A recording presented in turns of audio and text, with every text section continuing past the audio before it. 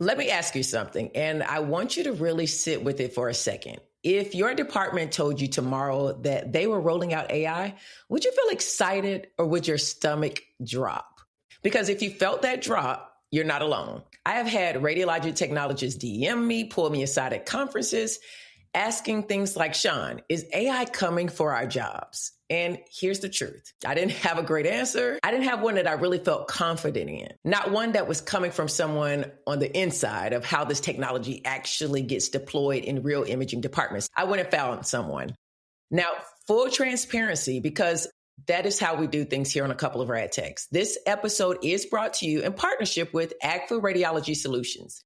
They sponsored this conversation, but if you've been listening to this show for any length of time, you know I don't let anybody buy my opinion. What I do let them do is bring people to the table worth talking to. And Jordan Hermiller, worth talking to. So let's get into it. My guest today started exactly where you are, in the room, running fluoro, positioning patients.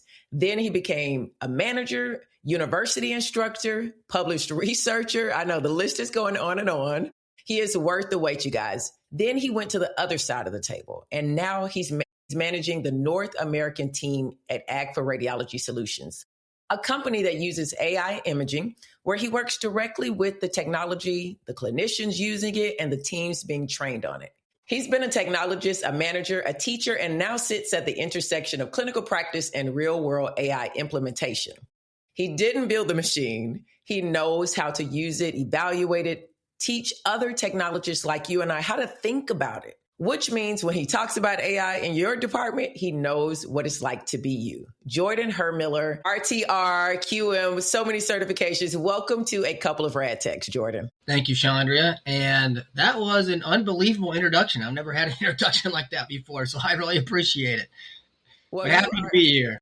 You are welcome and you are deserving. We met at RSNA and I got to see Jordan in actions. I'm talking from experience. I was blown away at RSNA. It was my first time going. Thank Agfa for inviting me. But I also got to see a company that uses technologists. I mean, I don't think I've ever seen that before in the positions that you guys are all in. Most people have been where we are. They can speak from a technologist role. Jordan, give me the real version of how you got here. You know, I know you're doing some great things for an amazing company and for our profession. Tell us, how did things go from radiologic technologist to where you are now? Sure. I love being asked this question. What got me interested in radiography was I have a couple of phenomenal aunts who are nurses, and they actually were talking about healthcare, and I had an interest in healthcare and helping people, and they suggested radiology. And I think like a lot of us who are technologists, there is that kind of combination of, okay, we're interested in healthcare, we want to help people, but we're also interested in technology. And it's really kind of a perfect marriage, if you will. And so that's what got me interested in radiography and radiology. I went to Ohio State and I graduated with a bachelor's in RAD Sci.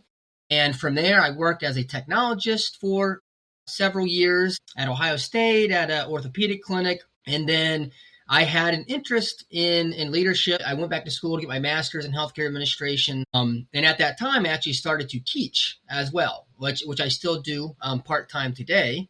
I thought I was going to work in the hospital the rest of my life. That was the goal of going back to school even, but I knew someone who knew someone who knew someone was leaving at Agfa. And so they say, hey, would you be maybe interested in this type of role? And at first I thought, no, again, it can be so easy to, I'll say pigeonhole, but put yourself in, this is what I want to do. I know it's a lot of what you talk about as well. I started really thinking about the job, and it sounded like really a great blend of my interests of, one, leadership, but even like being able to be creative with where radiology can go. The future of radiology and x-ray, how you can actually help influence technology to help technologists, to help patients. And I thought this actually sounds pretty awesome. And so I've been with Agfa for coming on 5 years now. And I tell you, I don't regret it at all. I really love it. We have a great team, and you really get to use a lot of different skills working on, I suppose, the vendor side as well. That is a wonderful opener for why you are so qualified to talk about this conversation. You come from a technologist world, but I love how you pivoted in your career. But I do want to talk about that AI. AI is not new. It's kind of been in the conversations everywhere, especially radiology conversations. Computer-aided detection has been around for years. Why does it feel like AI is everywhere in the radiology conversations right now? What's changed? Yeah, I mean, great question, Chandra. As you mentioned, you were at RSNA 4 months ago already. Hard to believe. Feels like it was yesterday, but you can't walk more than 10 feet at RSNA without seeing AI plastered everywhere. And it's not just RSNA. Radiology Publications has voted AI the most significant news event in radiology for the fourth year in a row. As you mentioned, today, AI in radiology is still primarily focused, on radiologists, helping with their interpretations, helping with pathology detection. My work at Agfa, my focus and our focus is at point of care. It's helping technologists be more consistent, more efficient. Does AI exist at point of care today? Yes, it absolutely does. I also think we're kind of really on the edge of what's possible and where we're going, which I know we're going to talk about. Maybe more specifically to answer your question about why now? Why is this seem to be blowing up now? I think there's really two main factors that are converging. One is this workforce shortage. And the second is the technology itself, the AI technology itself, which is expanding. Regarding the workforce shortage, if you were to survey any radiology leader and ask them what their primary challenges are, they're going to say financial pressures and the workforce shortage. ASRT data, they said that vacancy rates tripled in just a few years from 6 to 18%. Again, I think that's one of the reasons why what you're doing is so getting people excited and more excited about being a radiographer, being a technologist. But AI can impact essentially anything, any type of workflow. And so it can help meet this workforce shortage. That's part of the answer of why it's exploding now. The other part, again, is the technology itself. I'll try to keep this somewhat high level, but I do think it's important, to start to understand what is AI, how it can help, and again, why it's kind of taken off so recently. There's kind of three things. One is the advancements in what's called deep learning. Okay, deep learning is actually a type of machine learning. And so maybe just to explain this a bit more, machine learning explains how AI learns, which is from data rather than being explicitly programmed. With traditional machine learning, a human still has to tell the AI what to look for and what to measure. Deep learning actually skips that step entirely. Essentially, you give it the goal and the examples, and it develops its own features to look for. Right? These are things that us humans would never think to measure, right? That's what makes it so powerful in medical imaging. For example, an engineer, if they're trying to code for a pathology detection, they could code measure cortical thickness, but no human can code, detect every subtle fracture across every variation of human anatomy. Not possible, not realistic. And deep learning can find these things that we wouldn't even know to look for. The one aspect is deep learning. Another is this explosion of big data. When you think about all the data we create every day from social media or smartwatches, even health records make up 30% of the data that's generated every day. As we know, AI thrives on this data to become more effective, more accurate. And then the last piece is the improvement in computing power. So if there's any gamers listening, these GPUs, right? They were actually created initially for gaming, but they turned out to be highly efficient for training these AI models. And so since then, companies have developed these chips specifically for that purpose.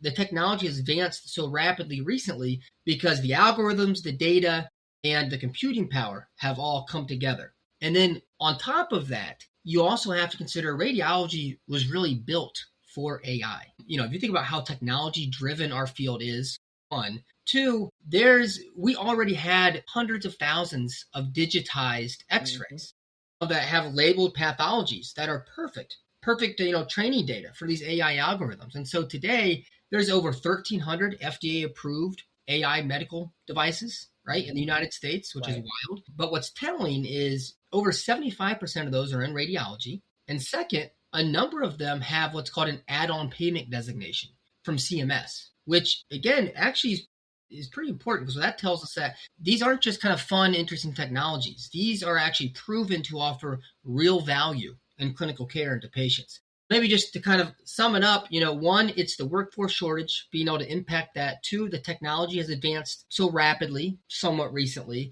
And lastly, radiology was really built where AI can excel in this area.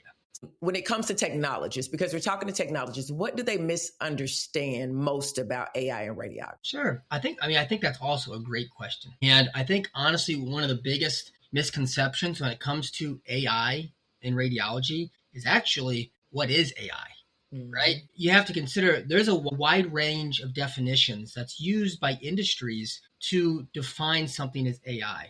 And with all the buzz around AI, vendors, can take advantage of that ambiguity in their marketing, right? For example, if you define AI as anything that mimics AI, like if you were to Google what is AI, one of the definitions is like something that mimics human intelligence, right? Human decision making.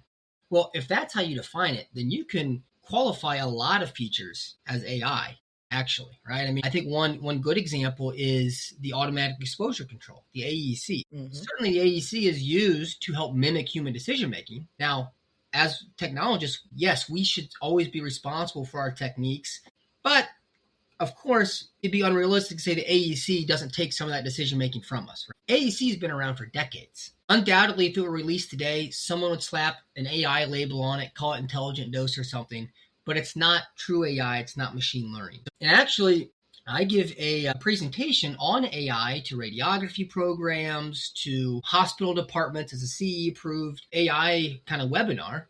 And what I start with in that presentation is actually kind of a fun story to illustrate this difference between true AI and kind of traditional rule-based computing. I tell a story about two robot friends that you have. One's name is Norm for normal computing, and one is Artie for artificial intelligence. And both Norm and Artie, they're great at following rules. But where they're different is Artie is also a great learner. So you can show him examples, and he can use those examples to figure out different situations on his own. And that's quite important in radiology when no two x-rays are the same, no two patients are the same. That Artie can really be quite valuable. And then I also build on that by kind of telling a story about, Norm and Artie also like to read books. Hang with me here.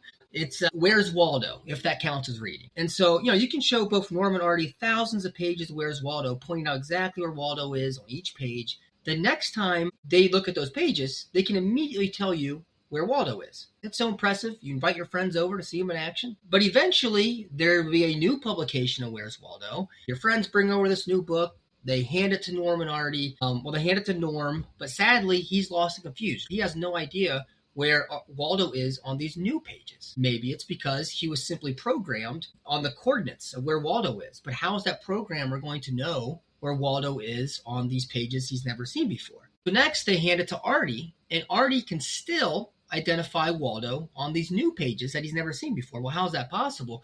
Because he was actually trained on what Waldo looks like. The red and white sweater, the glasses, the hat. Artificial intelligence works a lot like our friend Artie, where it can learn and adapt to new situations. And once it's trained, it retains everything it's learned. It can read images lightning fast, and it never, unlike us, it never needs a coffee break. It never gets tired. And then maybe the other thing I'll mention in that presentation is I also, about halfway through, we play a game called Is It AI?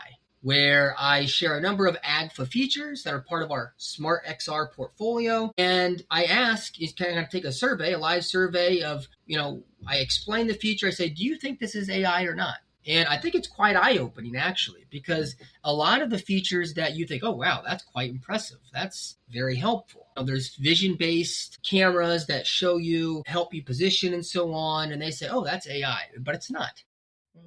And then sometimes some of the more what you might consider mundane features, like the feature that automatically rotates the image. By that point, they're like, oh, that's not AI. But it is. Because if you think about how you would have to program something like that, you have to feed it hundreds and hundreds of images so it can learn the correct orientation and orient the image correctly. Because no two x-rays are the same. You actually have to use artificial intelligence for some of those features like auto rotates. I guess, again, to sum up a long answer, I think that one of the biggest misconceptions is just what is AI? I think vendors can blur those lines to their advantage to some degree. And to be fair, there is some features where there is a true blurring of is it AI or not, where it obviously uses rule-based automation and AI. But yeah, I think it can matter whether it's A or not. Maybe this is the last thing I'll say. It can matter whether it's AI or not.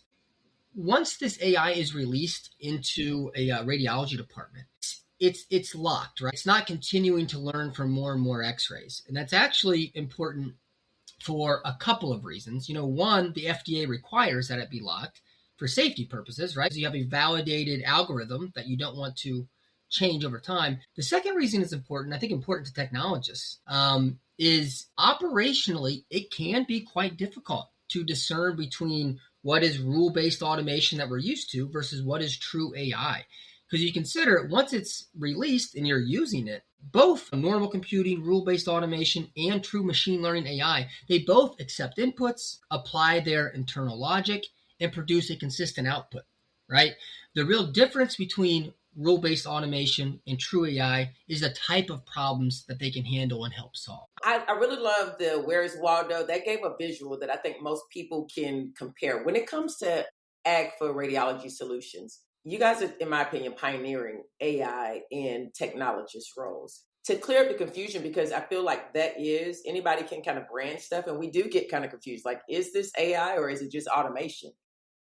How can techs tell if something is, in the most simplest way, like as a tech on the floor, how can I tell because AEC, I mean, I get that. That makes sense. But what's something that nowadays every technologist, especially the new generation, Gen Z, even the millennials, maybe they didn't go back far and kind of can remember the AEC or really they can't tell the difference between that and something else. They didn't come from a film background. So all they've known is digital. And sometimes people get that confused with, oh, that's AI. Yep. So how can a technologist, someone Gen Z's entering the profession, really understand when something is true AI? So they're not scared. So they're not confused. Well, I think as I was kind of trying to allude to, it's not easy because they both, again, the AI, once it's in the system, once you have a feature that's released, it's not continuing to learn and adapt and change. Whether it's rule-based or AI, they're very useful features, right? Regardless. If you wanted to truly know whether something was AI or not, I mean, there's some questions you could ask the vendor in terms of how it was programmed, how it was trained, right? Like, was it trained using actual clinical data, for example? And was it validated on actual clinical data? Did it actually learn to kind of handle new situations on its own with this clinical data? That could be one way. Certainly, you can critically think about these things, how it likely could even be programmed, what kind of problem it's trying to help solve. I know not everyone has access to be able to do this, but if you can talk to vendors and ask them these pointed questions, that does kind of help parse apart whether it is rule-based automation or true AI. Sometimes it can be quite hard to reliably know. Now, I got a chance at RSNA to actually touch and feel Agfa's equipment and see the AI and the automation for myself. I was blown away. You can talk specifically how you guys, Agfa, clear up that confusion when it comes to your use of AI. Yeah, I don't know that we spend a lot of time really trying to discern this is AI, this isn't. I think the goal for the end user and the technologist is this is a feature that can help you. This is how it works. Now, certainly if they want to ask questions to dig into the weeds, I love having those conversations. You know what I mean? But, beyond that, certainly we are using AI here in certain ways, in image processing, with the noise reduction and the virtual grid and the segmentation, with auto rotating images, with helping positioning. The question is, how do we tell them whether they're using AI or not? I think what's also can be important as AI continues to be rolled out, though, is vendors, I think, do have a responsibility for some of these AI features where I'd say not so much today, but I think it's coming without overly disclosing. There has to be a transparency between, what does this AI do? Obviously, what are the strengths, but also what are the limitations? When we talk about maybe like when to trust or not trust AI, I think it can be important to understand what is AI, because that can play an impact on how you critically think about some of these features when you're seeing. I love that answer. Now, we're going to get to the autonomous X-ray part, because we all watch sci-fi and we see in the news when technologists hear autonomous X-ray, they picture a room with no technologists, just a machine doing everything. Is that actually what it means? Should people be freaking out? You might be asking, because again, you're at RSNA, and at RSNA, we Agfa announced our vision for autonomous X-ray. To your point, though, something I definitely want to I definitely want to stress is it sounds scarier than it is. I think when people these days, myself included, hear AI, autonomous, it's like, oh boy, what does that mean for me? What does that mean for my future? What does that mean for my kids? I mean, when we're talking about the autonomous X-ray, we're not talking about autonomy from people. We're talking about autonomy for people. And what I mean by that is, I already touched on this workforce shortage. By 2030, there's going to be 25 to 30% vacancy rates. And that's only getting worse by the increase in X-ray volume. And another area that people don't consider a lot of times is this decentralization of care. Right? Care is moving from hospitals, from cities to rural areas and to outpatient clinics. I mean, and the reason for that is to bring care closer to patients and closer to our aging population. There's a good reason to do that, but the problem is when you hear 30% vacancy rates, that doesn't mean 30% vacancy rates across every part of the country. When you're in a lot of these rural areas, that means 50% vacancy rates potentially. When I say autonomy for people, what I mean is how can we maintain the quality of care that patients need, deserve, with this real staffing problem? Today, we are using AI, as I mentioned, at point of care to help technologists to remove some of these mundane tasks, to allow them to essentially to do more. They don't have to rotate images. They might not need to collimate. They don't have to do as much window leveling because of the AI and the image processing. But what I think is also important to understand is that is not enough. Right? When we're going to have 4 years, 3.5 years, when potentially we're going to have 30% vacancy rates, that is not enough to meet the patient demand and give them the quality of care they deserve, and to ensure that they're not losing access to radiographic exams. That's a real problem. And these AI features here and there alone are not enough. But what we're talking about with autonomous X-ray, again, at least Agfa's vision, is this would be a room that handles a very specific scope. A system that would really focus on just chest X-rays, like PA and lateral chest X-rays, on patients that are proven to be ambulatory, communicative. It would be able to handle those types of patients with minimal technologist oversight. Alrighty, and even there, just to draw a comparison, you might think of like the supervised self-checkout at the Walmart, which I know people hate. I understand that, but the idea is to, again, extend the capacity of technologists so we can meet the patient demand. 0% is they're looking to like, hey, we can do the job of a technologist. Absolutely not. It's just how can we realistically help so we can continue to provide the quality of care that there needs to be? How would this technology work? Well, there'd be safety checkpoints along the way. So of course, the system would have to confirm, oh, this is the correct patient.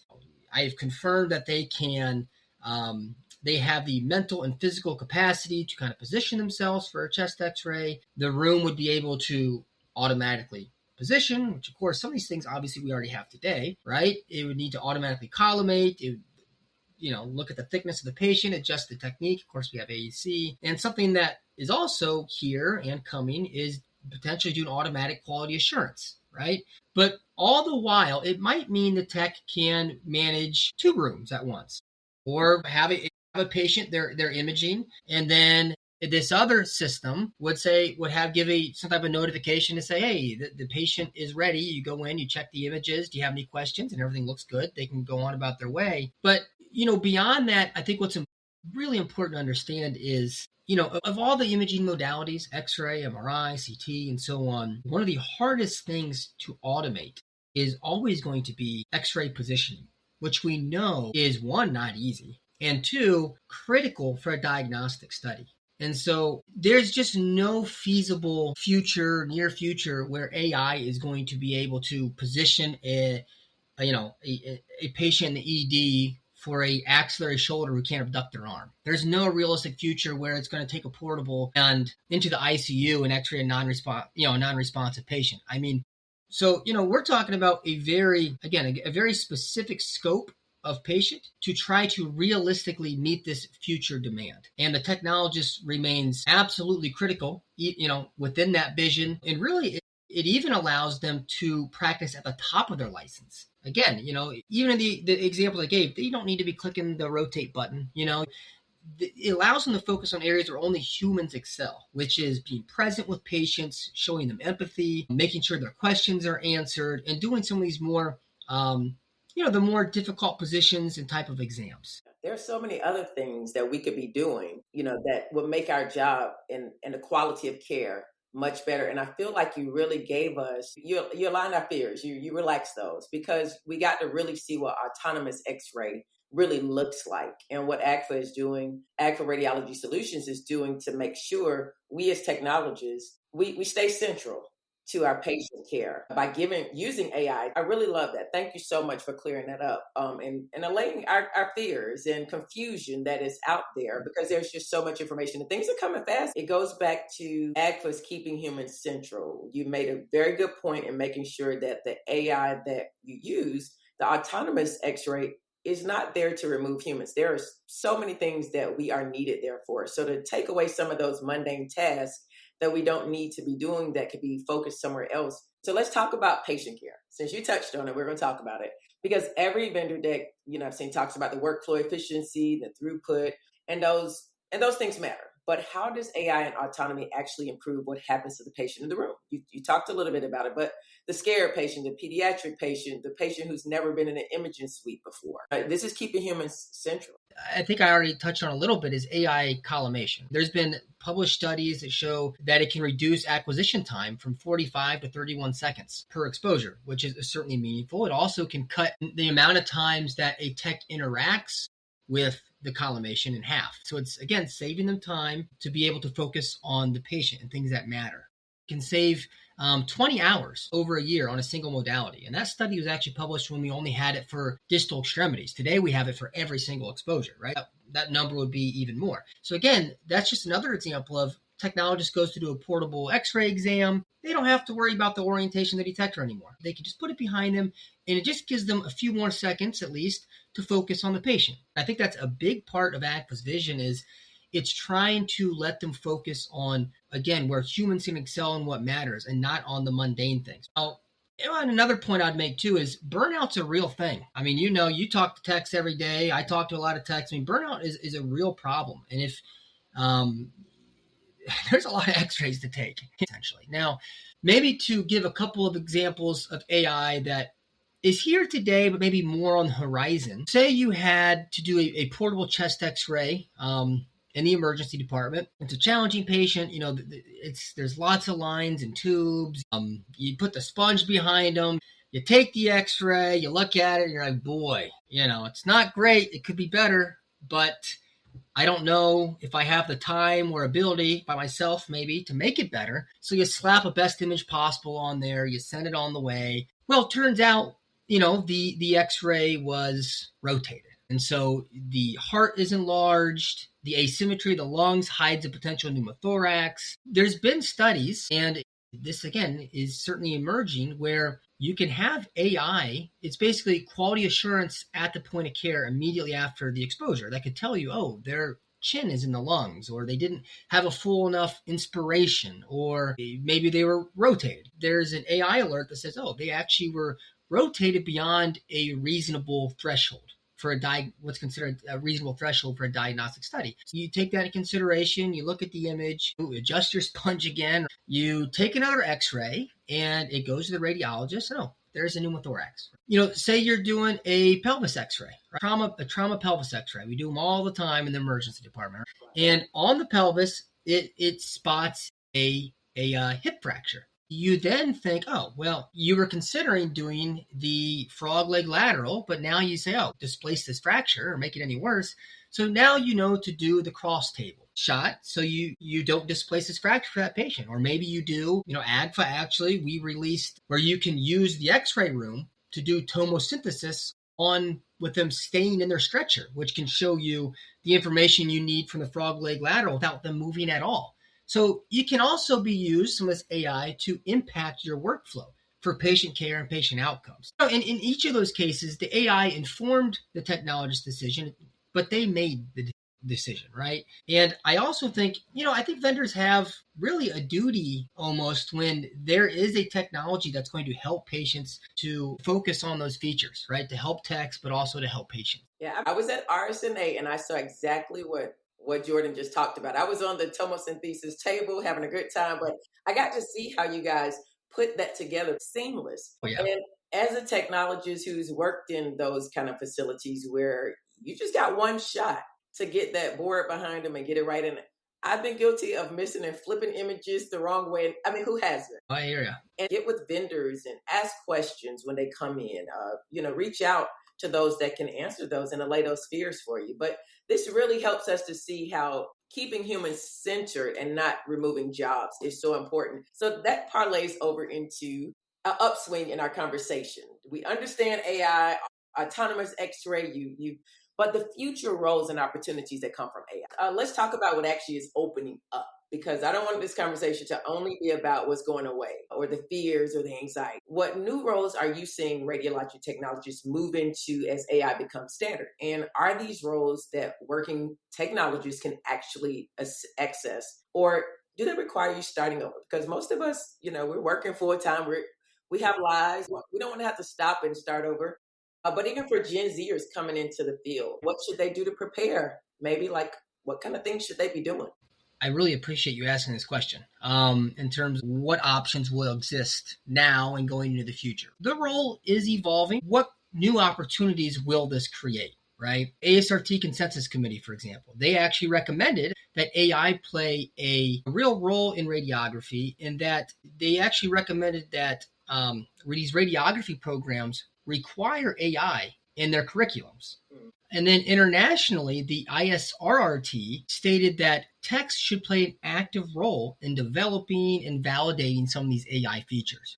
What that tells us is, these radiography societies around the world, us technologists need to take ownership of these changes. We need to be a driver, not a passenger. So what does that mean? AI learns its own logic from data. If something goes wrong, you can't necessarily just open a manual and trace the decision tree like you can with rule-based automation and say, oh, this is why it's not working. This is what's wrong. This is actually what's known as the black box problem when it comes to artificial intelligence, where an input comes in, there's an output, which is the recommendation for the AI algorithm. But you don't necessarily know what's in the sauce, what's in that black box, what's making that recommendation. So if something goes wrong, how do you trace that? So it can be that can be quite challenging. To give an example, there are a lot of the X-ray systems have these 3D cameras, do like a visual reconstruction of the patient. So it can be used for positioning, to help positioning. It can be used for dose optimization. So, maybe if you take the dose optimization angle, these cameras can't see the actual patient. It's looking at the outside, right? So if they're wearing like a gown or baggy clothes, okay, well, maybe it gives you a higher technique than it should. That is where us technologists need to be aware of what AI is doing, how it works. And so you can say, oh, well, this recommendation doesn't align with my education. It doesn't align with my clinical experience. So I need to be critically thinking about that recommendation. Ultimately, is AI going to help? Yes, it is. But any technology, we need to be thinking critically about, is it giving a correct recommendation? What I might also say is the quality management, which went away in 2018. However, I really would argue, and even argued at the time, I actually had a small publication in the ASRT magazine about this, that the QM, there's still a need for quality improvement, right, in radiography departments. So should it have shifted from QM to more of a QI type of certification, where technologists are trained to identify quality issues and learn a systematic process for how to address those quality issues in their departments? I mean, there's so many examples. One of the classes I teach is on quality improvement. And so, there's just so many examples where I think other disciplines have these, some of them have these types of like quality focused certificates and programs that I feel like we are kind of missing sort of in radiography. That's one of the reasons Agfa, just this year, we launched RAD X, which is a case competition for radiography programs. It's in partnership with AHRA as well as the Cleveland Clinic, who actually wrote the case. And it's to get radiographers and these students excited about quality improvement and leadership, right? And give them this opportunity to collaborate and compete against other programs. There is an opportunity for QI and a passion for QI in radiology. And when it comes to AI, that certainly aligns. When it comes to technologists who are techs today working in hospitals, they can learn to build QA protocols to help validate some of these AI features. Certainly, these AI features go through a lot of testing, from vendors. Some of them require certainly FDA approval. So they go through some rigorous testing beforehand. Companies like Agfa, we're hiring application specialists, right? Maybe look at my journey going from a tech to a manager to working for a vendor. I think to really influence some of these features in AI, certainly it's much easier and much more meaningful when you have that technologist experience and you have that background. So that obviously is important as well. You hit on a lot of great points. And I feel like as technologists, understanding what we do, being an X-ray tech or a radiologic technologist has catapulted you to be able to write articles about how important quality management is. And I totally agree with you on that. I remember when I was in school, one of my instructors was huge into quality management. She came from a mammo background. So she really, really drilled it into us how important your job is as a quality manager. Even though you don't have the title, she really wanted us all to get the certifications. But I love how you said the way we open up future opportunities to get to these places as a QI or into quality assessment, quality management, or anything with AI is what you're doing now as a technologist. We work in the field. We see things that nobody else sees. We're that person that says, okay, well, if they have on jeans this, or if they Absolutely. But only a human sees that, and only a human that has the experience that knows that, oh, I had to tweak this a little bit on the KB versus the MA, or I had to position them this way. You only know that because you've been in the field. And I really encourage technologists not to think they're just pressing a button or I'm just an X-ray tech. Those skills and those little tweaks that you make that nobody knows, you can take it to all the nice fancy mechanics and they can't seem to fix your problem. But you go to the little older mechanic and he gets the wrench and he hits it 2 times and now it's fixed. He only knows that because he's been in the field working with this issue and he knows what it takes to fix it. And I think that's what I get from what you just said as technologists, really taking seriously the things that we do in the field that only we can do, that you can turn into roles that only we should be getting. And I don't think people see that future, but I see it. I definitely see it because there was no such thing as AI or informatics. And look at how things are going. And I was blown away by what Agfa Radiology Solutions showed me. And I wish more people in the field would do more conferences, talk to the vendors that come to hospitals, really learn about the machines that you're working on and what they're capable of doing instead of, just listening to the chatter that is not informed about what we do in radiology. I do want you to talk a little bit more on the RAD X program, because I think that opens up for students in radiologic technology early on how they can start to prepare and structure their strategy career-wise instead of waiting until they're a technologist. Couldn't agree more with everything you just said. And I do appreciate the mechanic example. My dad's a mechanic. So what I also think is so important about RAD X is this is a case that was created by a Cleveland Clinic radiology director, who's passionate about, students learning. He's passionate about radiology. His name's Brian King, great guy, really sharp as well. So these are real problems that he faced in the hospital at a very, very prestigious hospital, being in Cleveland Clinic. And so these are examples that students are going to engage with and interact with that are real world problems. It's not necessarily just a theoretical exercise. These are real problems that radiology leaders are facing today. Employee morale. It's really about working with a team, working with your classmates, being creative about what's going on here, what are some, creative solutions, and sharing those ideas. So that's the idea behind the case study. If you have a radiography program who's interested, the deadline is March 13th. If it's past that time, you can reach out to me. We can get your team signed up. There's also a great package if you win. I think it's $2,000 cash prize for the team who wins, an all expense paid trip to AHRA, their annual meeting, where you'll be recognized regardless of whether you win. Again, it's great experience. It's going to look phenomenal on the resume, especially as this competition grows year after year after year.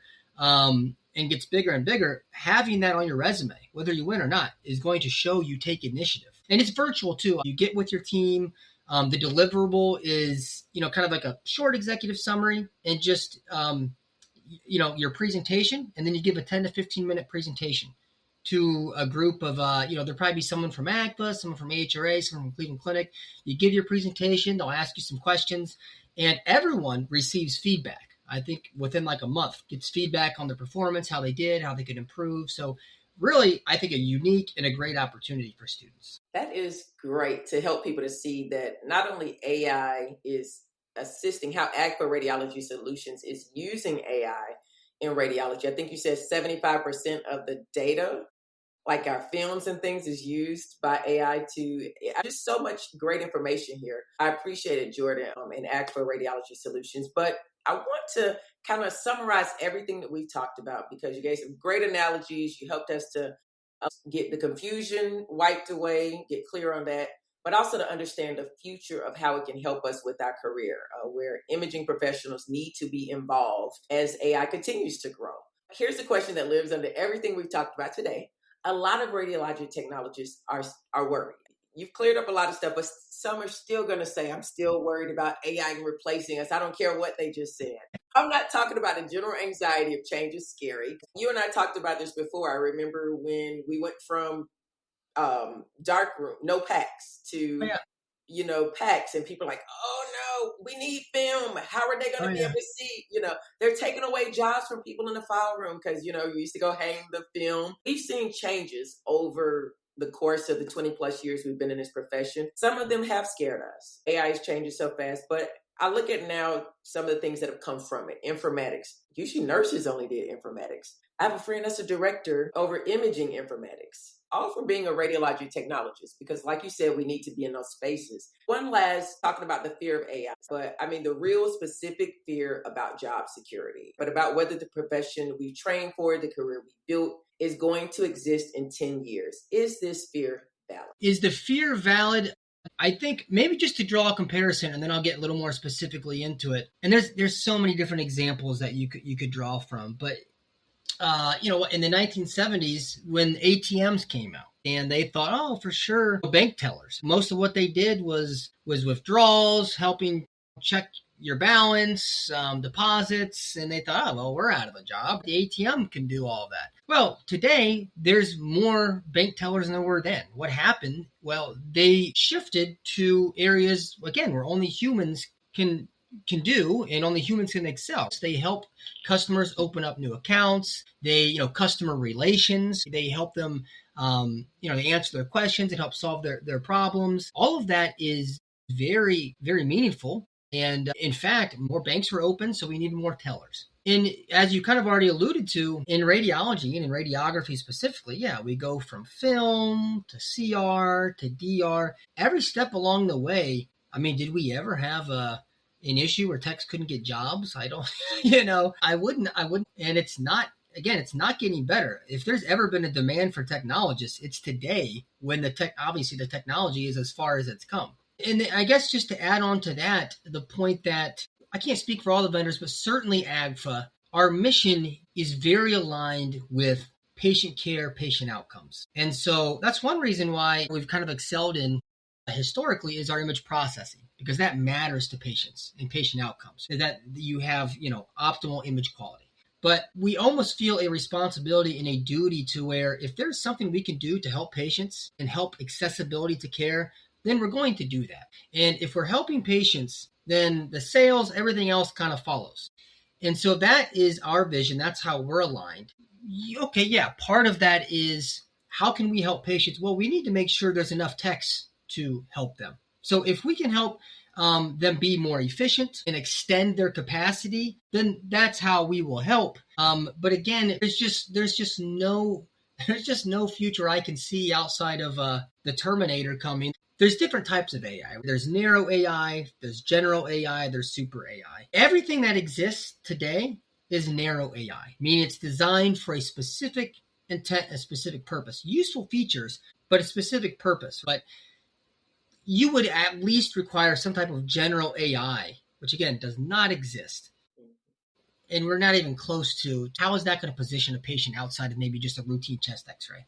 It's not fathomable. It's not fathomable. And there's so many parts that go into being a radiographer, even outside of just position, although that's the hardest, but so yeah, I mean, is your job safe? Absolutely. And maybe even to go back to what I was talking about at first, why do you go into this profession? I think a lot of us, it's because we care about patients. That's going to matter just as much in the future, of course, and because we like technology. And AI is almost like technology on steroids, I suppose. So it's not taking anyone's job. It's just trying to make a dent in this workforce shortage so that we can care for patients and continue to give them the level of care that they deserve and that they need.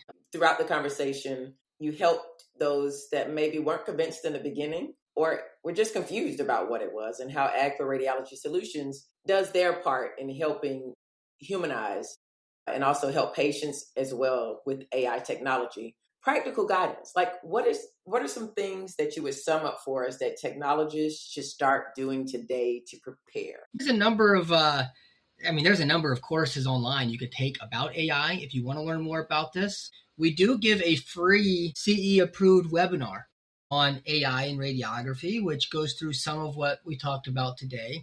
But, it helps give an understanding of course, what is AI, what is not AI. We give examples of AI in radiography today. And just as important, we talk about some challenges and concerns with AI integration into our departments. Because I think it's important to know like when to trust, when to not trust AI. There's lots of information on AI out there right now, that you can find. And if you're interested in a webinar, I'd be happy to give you, your department. We have signups where you can sign up with a number of other people that you might not know, but we can also, if you have a department, your team wants a dedicated session, I'd be happy to do that as well. You guys, look at all these practical, actionable things that I'm telling this podcast. We like to bring people who are going to give you information that is honest and true, but also some actionable things that we can do from a practical level. And that was really one. And I'll make sure all those links, once I get them, are in the description. But last question, and I think this is one of the most practical ones for technologists. When should a radiologic technologist trust an AI recommendation? And when should they push back and say, I don't care what the algorithm says, something isn't right here? Should you trust AI? It's not necessarily a yes or no. It should be calibrated. I mean, again, as we discussed, AI absolutely has the potential to extend tech capacity, to help improve patient care, improve patient outcomes. In fact, it's almost certain that it will. That said, no technology is infallible. Whether it's AEC or whether it's AI performance still relies on human programmers to some degree, and the quality of the training data.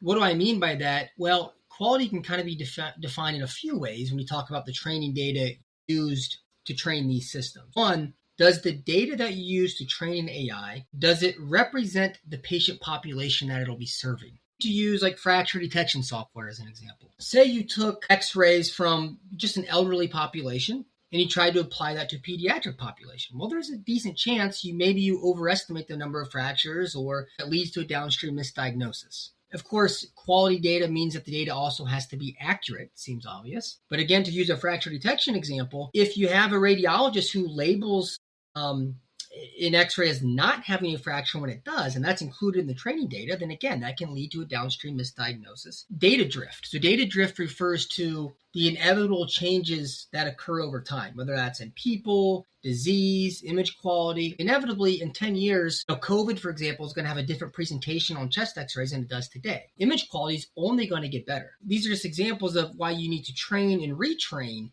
a lot of these AI systems so they can remain accurate, right? Because if you don't do that, then it can create what's called edge cases. So these are cases where basically they're examples that are on the edge or even outside of the training data that's used.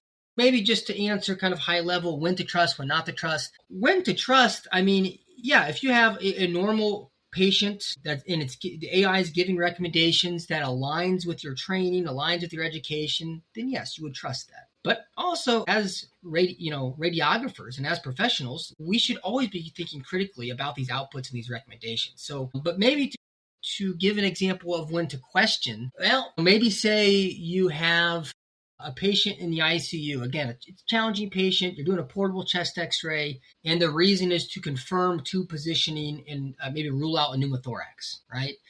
It's a very large patient, so you max out your technique. You take the X-ray, you look at it again, you're like, oh boy, that's not a great image. I don't know how. It's the best I could do. I don't know how the radiologist is going to tell if there's a pneumothorax or not. And say on this system you have onboard pathology detection too, which exists and it's emerging.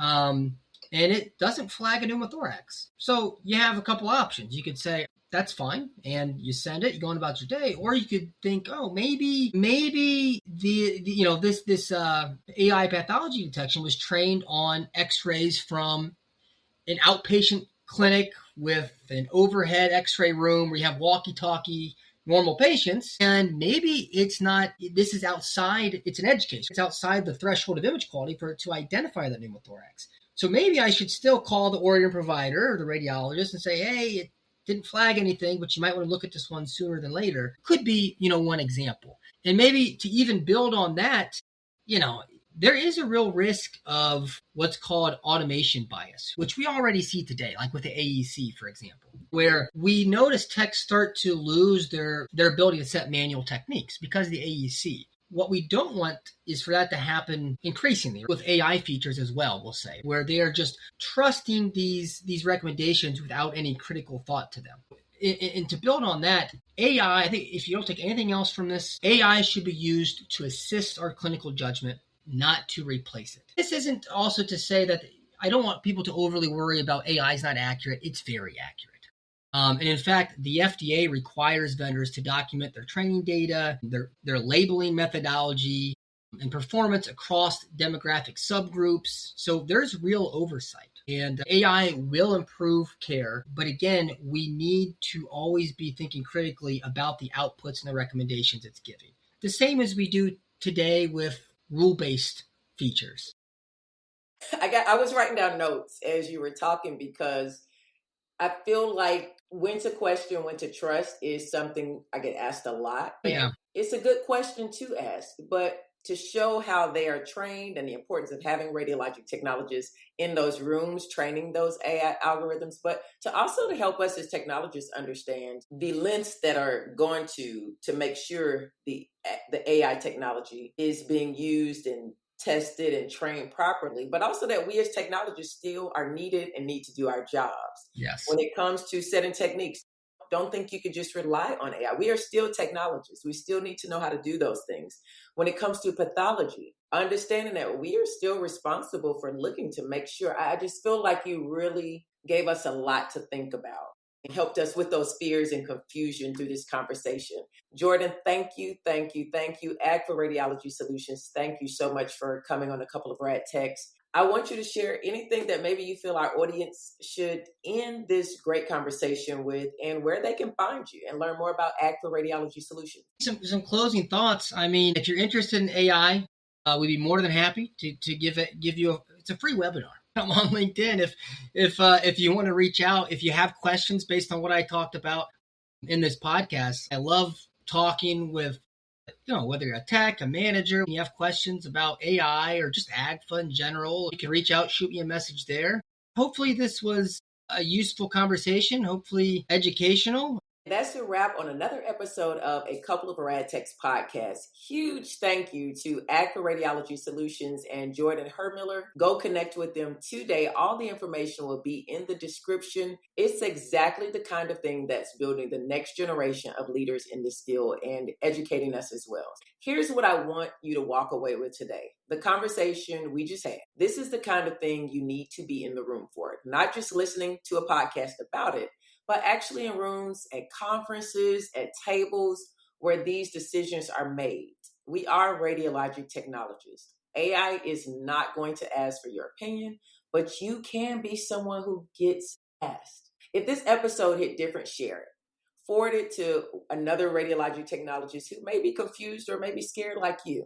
Because sometimes the thing someone needs to hear is just, you are not replaceable. You are adaptable. And if you're ready to start building that future version of yourself, the one who's more than the modality, come find me. Links for Jordan and Agfa Radiology Solutions are all in the show notes. I'm Chaun. You've been listening to a couple of rad techs. Now go out there and be more than your modality. See you next time.